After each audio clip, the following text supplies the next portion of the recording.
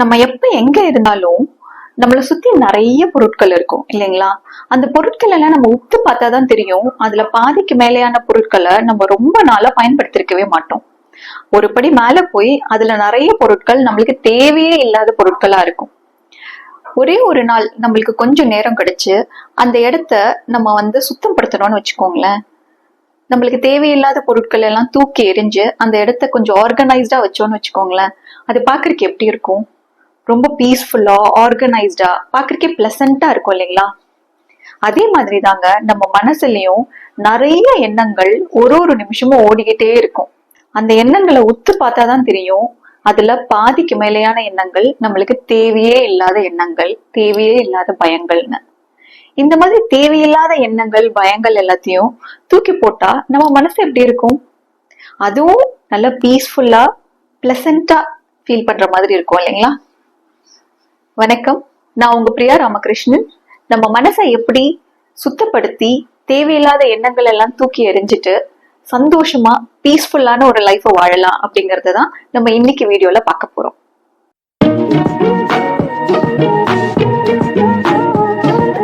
உங்க மனசுல ஓடுற எண்ணங்கள்ல நிறைய எண்ணங்கள் தேவையில்லாத எண்ணங்கள் தான் அப்படின்னு தெரிஞ்சாலும், எனக்கு தேவையில்லாத விஷயங்களை பத்தி நான் யோசிச்சுட்டே இருக்க போறது இல்ல, அதை தூக்கி போட்டுட்டு நான் என்ன பண்ணணுமோ அதை நான் ஃபோக்கஸ் பண்ணி பண்றேன் அப்படின்னு நம்மளால ஈஸியா பண்ணிட முடியுமா? முடியாது இல்லைங்களா?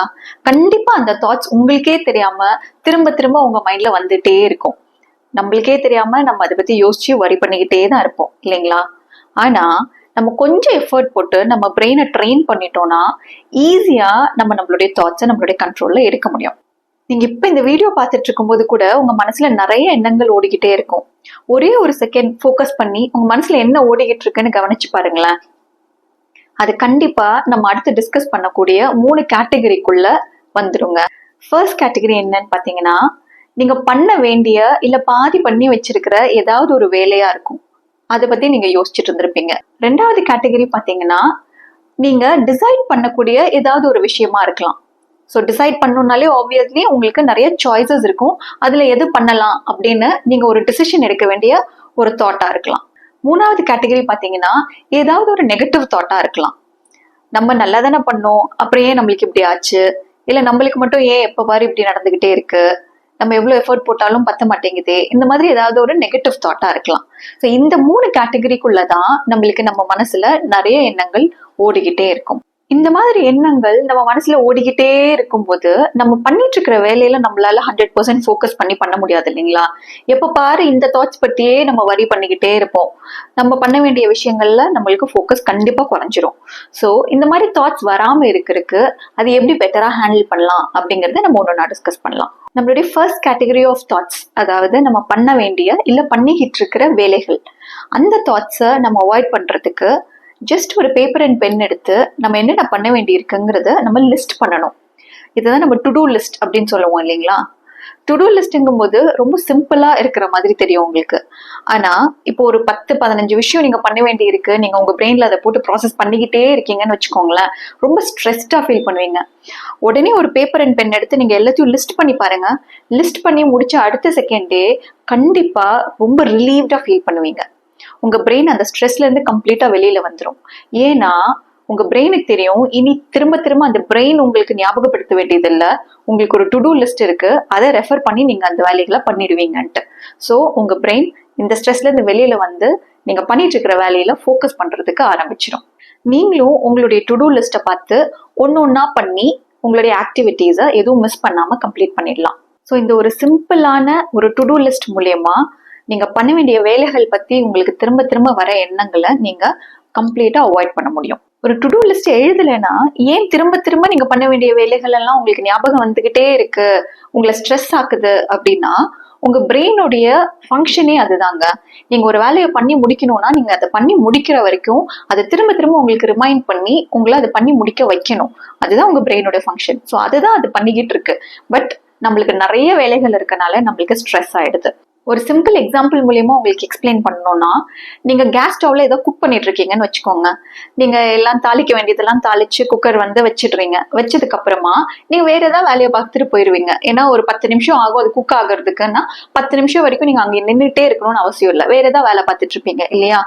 ஆனா அந்த குக்கரை அந்த டைம் முடிஞ்சு ஆஃப் பண்ற வரைக்கும் திரும்ப திரும்ப அந்த தாட் உங்களுக்கு ஞாபகத்துக்கு வந்துகிட்டே இருக்கும். குக்கர் ஆஃப் பண்ணும், எத்தனை விசில் வந்திருக்கு, டைம் என்ன ஆச்சு, இது ஓடிக்கிட்டே இருக்கும். நீங்க அதை பார்த்துக்கிட்டே இருப்பீங்க. உங்க ஃபுல் ஃபோக்கஸ் வந்து அது ரிலேட்டடாவே இருக்கும். ஆனா ஒன்ஸ் நீங்க போய் கேஸ் ஸ்டவ் ஆஃப் பண்ணிட்டு வந்துட்டீங்க அப்படின்னா அதுக்கப்புறம் உங்களுக்கு அந்த கேஸ் ஸ்டவ் ரிலேட்டடாவோ குக்கர் ரிலேட்டடாவோ எந்த ஒரு தாட்டுமே வரவே வராது. ஏன்னா அந்த வேலை முடிஞ்சிருச்சு. அந்த வேலை முடிஞ்சிருச்சுன்னா உங்க பிரெயின் அதை பத்தின தாட்ஸ் உங்களுக்கு கொண்டு வராது. அந்த வேலை முடியாம இருக்கும்போது அது முடியற வரைக்கும் திரும்ப திரும்ப அந்த தாட்ஸ் உங்களுக்கு வரும். இதே தான் நம்ம பண்ண வேண்டிய எல்லா வேலைகளுக்கும் அப்ளை ஆகும். ஸோ இது எல்லாமே நம்ம வந்து அன்பினிஷ்டு ஜாப்ஸ் அப்படின்னு சொல்லுவோம். அந்த அன்பினிஷ்டு ஜாப்ஸை நம்ம ஃபினிஷ் பண்ற வரைக்கும் கண்டிப்பா அதனுடைய ரிலேட்டடான தாட்ஸ் உங்களுக்கு டிஸ்டர்பன்ஸா வந்துகிட்டே தான் இருக்க போகுது. நம்ம இந்த அன்பினிஷ்ட் ஜாப்ஸ்ன்னு சொல்லும் போது அது நம்ம பண்ணக்கூடிய வேலைகள், அதாவது பிசிக்கலா நம்ம பண்ணக்கூடிய வேலைகளுக்கு மட்டும் இல்லைங்க. இது வந்து நம்மளுடைய எமோஷன்ஸ் அண்ட் ஃபீலிங்ஸ் அதுக்கு கூட அப்ளை ஆகும். அதாவது அன்பினிஷ்ட் எமோஷன்ஸ் ஒரு ஃபீலிங்ஸ் எப்படி இருக்கும்னா, நீங்க யார்கிட்டயாவது எப்பயாவது சண்டை போட்டு இருந்திருப்பீங்க, அவங்கள திட்டணும்னு நினைச்சிருப்பீங்க, இல்ல அந்த சண்டையில ஹர்ட் ஆகி அழணும்னு நினைச்சிருப்பீங்க. அதை நீங்க உடனே அந்த இடத்துல எக்ஸ்பிரஸ் பண்ணியிருக்க மாட்டீங்க, அப்படியே ஹோல்ட் பண்ணிருப்பீங்க. அதுவும் அன்பினிஷ்ட் ஜாப் தான் நம்மளுடைய பிரெயினை பொறுத்த வரைக்கும். ஏன்னா உங்களுக்கு அழணும்னு தோணுச்சுன்னா அந்த இடத்துல நீங்க அழுது இருந்தீங்கன்னா அதை பத்தின ஞாபகம் திரும்ப உங்களுக்கு வராது. ஆனா அது அழாம நீங்க ஹோல்டு பண்ணிருக்கும் போது திரும்ப திரும்ப அந்த இன்சிடென்ட் உங்களுக்கு ஞாபகத்துக்கு வரும். அன்பினிஷ்ட் ஜாப்ஸை நம்ம வந்து நம்ம மைண்ட்ல இருந்து எடுக்கிறதுக்கு ஒரு டு டூ லிஸ்ட் எழுதிடலாம். ஆனா அன்பினிஷ்ட் எமோஷன்ஸ் அண்ட் ஃபீலிங்ஸ் அதை நம்ம எப்படி அவாய்ட் பண்றது அப்படின்னா, அதை அவாய்ட் பண்ண முடியாதுங்க. கண்டிப்பா நம்ம அதை எக்ஸ்பிரஸ் பண்ணி தான் ஆகணும். இந்த அன்பினிஷ்ட் எமோஷன்ஸ் அண்ட் ஃபீலிங்ஸை எப்படி எக்ஸ்பிரஸ் பண்ணலாம்னா நிறைய வகைகள்ல பண்ணலாம். முதல்ல இருக்கிறது சிம்பிளா ஒரு பேப்பர் அண்ட் பென் எடுத்து நம்ம வந்து அதை வந்து ஒரு லெட்டர் மாதிரி எழுதுறது. ஸோ எழுதும் போது நம்ம மனசு இருக்கிற விஷயங்கள் எல்லாம் அந்த பேப்பருக்கு டிரான்ஸ்ஃபர் ஆயிடும். அதுக்கப்புறம் அது யாரும் படிக்காம நீங்களும் அதை திரும்ப படிக்காம அது கிழிச்சு நீங்க டிஸ்ட்ராய் பண்ணிடலாம். இல்ல உங்களுக்கு நிறைய நேரம் இல்ல, நிறைய விஷயங்கள் வந்து சொல்ல வேண்டி இருக்கு, அது அவ்வளோத்தையும் உட்காந்து எழுதிட்டு இருக்க முடியாது அப்படின்னு இருக்குன்னா சிம்பிளா உங்களுக்கு எதிரில் ஒரு சேர் வச்சுக்கோங்க. நீங்க யாருக்கிட்ட என்ன விஷயங்கள் சொல்லணும் அப்படின்னு நினைக்கிறீங்களோ அந்த பர்சன் அந்த சேர்ல உட்கார்ந்து இருக்கிறதா இமேஜின் பண்ணிக்கோங்க. நம்ம ஏற்கனவே டிஸ்கஸ் பண்ண மாதிரி யார்கிட்டயா ஏதாவது சண்டை போட்டிருந்தீங்க, அவங்க கிட்ட கோவமா நீங்க ஏதாவது திட்டணும் அப்படின்னு நினைச்சிருக்கீங்க அப்படின்னா அந்த பர்சன் அந்த சேர்ல உட்காந்துட்டு இருக்கிறதா நினைச்சு உங்களுக்கு என்னெல்லாம் திட்ட வேண்டியது இருக்கோ அதெல்லாம் நீங்க வந்து திட்டி தீர்த்துருங்க. அதே மாதிரி உங்களுக்கு ஏதாவது அழணும்னு இருந்து நீங்க அழாம இருந்திருக்கீங்கன்னா அந்த சேர்ல அதுக்கு சம்மந்தப்பட்ட ஆள் உட்கார்ந்து இருக்கிறதா நினைச்சு நீங்க மனசை விட்டு அழுதுருங்க. ஸோ இந்த மாதிரி நீங்க பண்ணும்போது என்ன ஆகும்னா நீங்க எக்ஸ்பிரஸ் பண்ணாம உங்களுக்குள்ள வச்சிருக்கிற எமோஷன்ஸ் அண்ட் ஃபீலிங்ஸ், அதாவது unexpressed thoughts, feelings and emotions, அது எல்லாத்தையும் நீங்க எக்ஸ்பிரஸ் பண்ணிடுறீங்க. ஸோ அந்த அன்பினிஷ்டு ஜாப்ல இருந்து இது எல்லாமே ஃபினிஷ்டு ஜாபா ஆயிடும். உங்க பிரெயின் திரும்ப உங்களுக்கு அதை ஞாபகப்படுத்தாது. இந்த டெக்னிக்கை சைக்காலஜியில் எம்டி சேர் டெக்னிக் அப்படின்னு சொல்லிட்டு சொல்லுவோம். நீங்கள் வேணால் கூகுளில் ரெஃபர் பண்ணி பாருங்க. நம்மளுடைய செகண்ட் கேட்டகரி ஆஃப் தாட்ஸ், அதாவது நம்ம ஒரு டிசிஷன் எடுக்கணும் அப்படிங்கிறது ரிலேட்டடான எண்ணங்கள்லாம் இருக்குன்னா அதை நம்ம எப்படி அவாய்ட் பண்ணணும் அப்படின்னா, எப்பெல்லாம் நம்மளுக்கு வந்து ஒரு டிசிஷன் எடுக்கணும் அப்படின்னு நம்மளுக்கு சுச்சுவேஷன் வருது யோசிச்சு பாருங்களேன். எப்பெல்லாம் சாய்ஸஸ் இருக்கோ அப்பதான் இதுவா அதுவா அப்படின்னு சாய்ஸ் இருந்தால் தானே நம்ம டிசிஷன் எடுக்க வேண்டியிருக்கு. ஸோ நம்ம என்ன பண்ணணும்னா நம்மளுடைய சாய்ஸஸை முதல்ல குறைக்கணும். ஃபார் எக்ஸாம்பிள், நீங்க காலையில ஒரு ஆஃபீஸ்க்கு கிளம்புறீங்க அப்படின்னு இருக்குன்னா உங்களுக்கு கபர்ட்ல ஒரு 20 க்ளோத்ஸ் இருக்குன்னா அந்த 20 க்ளோத்ஸ்ல என்ன க்ளோத் வந்து நீங்க அன்னைக்கு போட போறீங்க அப்படிங்கறது டெசிஷன் எடுக்கிறது ஈஸியா இருக்குமா, இல்ல ஒரு 200 க்ளோத்ஸ் இருந்து அந்த 200 க்ளோத்ஸ்ல இருந்து எதை சூஸ் பண்ணணும் அப்படிங்கிற டெசிஷன் ஈஸியானதா இருக்குமா? ஸோ சாய்ஸஸ் எவ்வளோ ஜாஸ்தியா இருக்கோ அவ்வளோக்கு அவ்வளோ நம்மளுடைய டெசிஷன் டஃபா இருக்கும் இல்லைங்களா? ஸோ நம்மளுடைய பிரெயின் அதை பத்தி திரும்ப திரும்ப யோசிச்சுக்கிட்டே இருக்கும். உங்களோட சாய்ஸஸை உங்களுடைய டே டு டே லைஃப்ல நீங்க எப்படி குறைச்சிக்கலாம் அப்படின்னா, உங்க கபர்டு திறந்து பாருங்க. உங்க கபர்ட்ல இருக்கிற பாதிக்கு மேலேயான க்ளோத்ஸை நீங்க வேர் பண்ணியிருக்கவே மாட்டீங்க. அட்லீஸ்ட் ஒன்ஸ் ஆர் ட்வைஸ் தான் வேர் பண்ணியிருப்பீங்களே தவிர மித்தபடி அதை நீங்க வேர் பண்ணியிருக்கவே மாட்டீங்க. எப்பயுமே போயிட்டு எல்லாத்தையும் பார்ப்பீங்க, கடைசியில ரெகுலரா போடுற ஏதோ ஒரு ட்ரெஸ்ஸை தான் திரும்ப எடுத்து போடுவீங்க. ஸோ அந்த மாதிரி நீங்க போடாம இருக்கிற க்ளோத்ஸ் இருந்ததுன்னா அந்த க்ளோத்ஸ் எல்லாத்தையும் நீங்க யாருக்காவது டொனேட் பண்ணிடுங்க. ஸோ உங்களுடைய நம்பர் ஆஃப் சாய்ஸஸ் லிமிட்டடா இருக்கும். ஸோ நீங்க நிறைய டைம் ஸ்பெண்ட் பண்ணி எதை போடணும் அப்படின்னு சொல்லி நீங்க யோசிச்சு டிசிஷன் எடுக்க வேண்டிய அவசியம் இருக்காது. அதே மாதிரி நீங்க ஏதாவது ஃபுட் டெலிவரி ஆப் வச்சிருக்கீங்கன்னு வச்சுக்கோங்களேன். அப்ப நீங்க ஏதாவது சாப்பிடணும், ஆர்டர் பண்ணணும்னு நினைச்சீங்கன்னா நிறைய ஆப்ஷன்ஸ் இருக்கு. எது சாப்பிடலாம், என்ன பண்ணலாம்னு உங்களையே அதை கன்ஃபியூஸ் பண்ணி விட்டுரும் இல்லைங்களா? அப்படி இல்லாம நீங்க ஏதாவது பக்கத்துல இருக்கிற ஹோட்டலுக்கு நீங்க போனீங்கன்னா அவங்க சிம்பிளா இதுதான் இருக்கு அப்படின்னு ஒரு 10 ஐட்டம் சொல்ல போறாங்க. அந்த 10 ஐட்டம்ல இருந்து உங்களுக்கு என்ன வேணுமோ அதை நீங்க வாங்கிட்டு வர போறீங்க. ஸோ இது மாதிரி நம்மளுக்கு டே டு டே ஒரு விஷயங்கள்லயும் நம்மளுக்கு ஹண்ட்ரட்ஸ் ஆஃப் சாய்ஸஸ் இருக்கு. ஸோ நம்மளுக்கு தேவையில்லாத சாய்ஸஸை நம்ம குறைச்சிக்கிறது மூலியமா, ஒரு மினிமலிஸ்டிக் லைஃப் லீட் பண்றது மூலியமா நம்ம பிரெயினை ரொம்ப கிளட்டர் பண்ணாம கொஞ்சம் பீஸ்ஃபுல்லா நம்ம வச்சுக்க முடியும். நம்மளுடைய டே டு டே டிசிஷன்ஸும் குவிக்கா எடுத்துக்க முடியும். நம்மளுடைய தேர்ட் கேட்டகரி ஆஃப் தாட்ஸ், அதாவது நெகட்டிவ் தாட்ஸ். நெகட்டிவ் தாட்ஸ் நம்மளுக்கு நிறைய இருக்கும்போது அதை எப்படி நம்ம அவாய்ட் பண்ணலாம் இல்லை கண்ட்ரோல் பண்ணலாம் அப்படின்னு இருக்குன்னா, அந்த நெகட்டிவ் தாட்டை நம்ம இன்னொரு பாசிட்டிவ் தாட் வச்சு ஆல்டர் பண்ணணும். ஃபார் எக்ஸாம்பிள், நான் ஒரு நல்ல வேலையில இல்லை, நான் என்னோட ஃப்ரெண்ட்ஸ் மாதிரி செட்டில் ஆகல அப்படின்னு நினைச்சிருந்தீங்கன்னு வச்சுக்கோங்களேன். அதை நம்ம எப்படி ஒரு பாசிட்டிவான தாட் வச்சு ஆல்டர் பண்ணணும் அப்படின்னா, என்னுடைய படிப்புக்கு, ஸ்கில் செட்டுக்கு, எனக்கு இருக்கிற எக்ஸ்பீரியன்ஸ்க்கு எந்த மாதிரி வேலையில இருக்கணுமோ அந்த வேலையில தான் நான் இருக்கேன். இதை விட பெட்டரான வேலைக்கு போகணும்னா அதுக்கு தேவையான புது ஸ்கில் செட்ஸை நான் கத்துக்கணும்.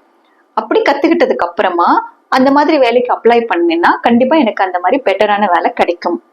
என்னோட ஃப்ரெண்ட்ஸ் மாதிரி நானும் செட்டில் ஆவேன் அப்படிங்கிற ஒரு பாசிட்டிவ் தாட்டை வச்சு நீங்க ஆல்டர் பண்ணீங்கன்னா, நீங்க ஆக்கப்பூர்வமா என்ன ஸ்கில் செட்டை நீங்க வளர்த்துக்கணுமோ அதுல தான் உங்க பிரெயினை ஃபோக்கஸ் பண்ணி அந்த ஸ்கில் செட்டை வளர்த்துக்கிறதுக்கு தான் ட்ரை பண்ணுவீங்களே தவிர, நம்ம ஃப்ரெண்ட்ஸ் மாதிரி செட்டில் ஆகலையே அப்படிங்கிறத மட்டும் யோசிச்சு நெகட்டிவ் தாட்ஸை வச்சு பாதர் பண்ணிட்டு இருக்க மாட்டீங்க. இதுவே உங்களுடைய நெகட்டிவ் தாட்ஸ் வேற ஏதாவது ஒரு முடிஞ்சு போன ஒரு சம்பவம் ரிலேட்டடா இருக்குன்னு வச்சுக்கோங்களேன். ஃபார் எக்ஸாம்பிள், ஹஸ்பண்ட் அண்ட் ஒய்ஃப்குள்ளேயோ இல்ல ஃப்ரெண்ட்ஸ்குள்ளேயோ சண்டை வருதுன்னு வச்சுக்கோங்களேன். அந்த சண்டையை ரிலேட்டடாவே நம்ம யோசிச்சுக்கிட்டு என்னை எப்படி அவங்க அப்படி திட்டலாம், நான் இப்படி சொன்னது தப்பா போயிடுச்சே அப்படின்னு சொல்லி அதை பத்தியே திரும்ப திரும்ப யோசிச்சுக்கிட்டே இருக்கிறதுனால அந்த தாட்ஸ், அந்த நெகட்டிவ் தாட்ஸ்னால நம்மளுக்கு எந்த வகையிலும் பிரயோஜனம் கிடையாது. பிகாஸ் அது ஆல்ரெடி முடிஞ்சு போச்சு, கான் இஸ் கான். அதை நம்மளால மாத்த முடியாது இல்லைங்களா? மேக்சிமம் நம்ம சாரி கேட்க வேண்டிய இடத்துல இருக்கோம்னா நம்ம போய் அவங்க கிட்ட சாரி கேட்கலாம். இல்ல அவங்க ஏதோ தப்பு பண்ணிருக்காங்கன்னா நம்ம சைட்ல இருந்து அவங்கள மன்னிச்சு மூவ் ஃபார்வர்ட் பண்ண வேண்டியதுதான். நம்ம முடிஞ்சு போன விஷயத்த பத்தி யோசிச்சுட்டே இருக்கிறனால நம்ம பிரெயினை நம்ம மறுபடியும் கிளட்டர் தான் பண்றோமே தவிர பீஸ்ஃபுல்லா வச்சுக்கிறதுக்கு எந்த ஒரு சான்ஸுமே கிடையாது. ஸோ முடிஞ்சு போன விஷயங்களை பத்தி அதையே நம்ம மனசுல அசைப்பட்டுக்கிட்டே இருக்கிறத விட்டுட்டு நம்ம அடுத்து என்ன பண்ணணுங்கிறது ஃபோக்கஸ் பண்ணி மூவ் ஃபார்வர்ட் பண்ணணும். இது போக எப்பெல்லாம் உங்களுக்கு நிறைய தாட்ஸ் என்னுடைய மைண்ட்ல ஓடிக்கிட்டே இருக்கு, என்னால கண்ட்ரோலே பண்ண முடியல அப்படின்னு தோணுதோ அப்பெல்லாம் பிரீதிங் எக்ஸசைஸ் பண்ணுங்க. பிரீதிங் எக்ஸசைஸ் பண்ணும்போது நம்மளுடைய பாடி அண்ட் மைண்ட் ரெண்டுமே ஃப்ரெஷ்ஷா எனர்ஜெட்டிக்கா ஃபீல் பண்ணும். ஸோ நம்ம பண்ண வேண்டிய வேலைகளை நம்மளால கடகடன்னு பண்ணி முடிக்க முடியும். ரெண்டாவது, மெடிடேஷன் பண்ணுங்க. மெடிடேஷன் மூலியமா அன்னெசரி தாட்ஸ், நெகட்டிவ் எமோஷன்ஸ் இது எல்லாத்தையும் லெட் கோ பண்ணிட்டு உங்க பிரெயினை பீஸ்ஃபுல்லா காமா இருக்கிறதுக்கு அது ஹெல்ப்ஃபுல்லா இருக்கும். மூணாவது, மைண்ட்ஃபுல்னஸை ப்ராக்டிஸ் பண்ணுங்க. நேச்சரோட கனெக்ட் பண்ணி ஒரு வாக்கோ இல்லை கார்டனிங் மாதிரியான ஆக்டிவிட்டியோ பண்ணுங்க. அது உங்களுடைய ஃபோக்கஸை உங்களுக்கு திரும்ப எடுத்துட்டு கொடுக்கறதுக்கு ஹெல்ப்ஃபுல்லா இருக்கும். இதெல்லாம் பண்றதன் மூலமா காமான பீஸ்ஃபுல்லான மைண்டோட, எக்ஸ்ட்ரா ஃபோக்கஸோடவும் எக்ஸ்ட்ரா எனர்ஜியோடையும் நம்மளுடைய டே டு டே ஆக்டிவிட்டீஸை நம்ம பண்ணி ஒரு ஹாப்பியான பீஸ்ஃபுல்லான லைஃப்பை லீட் பண்ண ட்ரை பண்ணலாம். இந்த வீடியோவில் உங்களுக்கு யூஸ்ஃபுல்லான ஏதாவது இன்ஃபர்மேஷன் இருந்ததுன்னு நினச்சிங்கன்னா கண்டிப்பாக உங்களுடைய ஃப்ரெண்ட்ஸ் அண்ட் ஃபேமிலி மெம்பர்ஸ்க்கு ஃபார்வர்ட் பண்ணுங்கள். வேறு ஏதாவது டாபிக் பற்றி தெரிஞ்சுக்கணும் அப்படின்னா கமெண்ட்டில் மென்ஷன் பண்ணுங்கள். நான் அதை பற்றி அடுத்து வர வீடியோவில் பேசுகிறேன். நன்றி, வணக்கம்.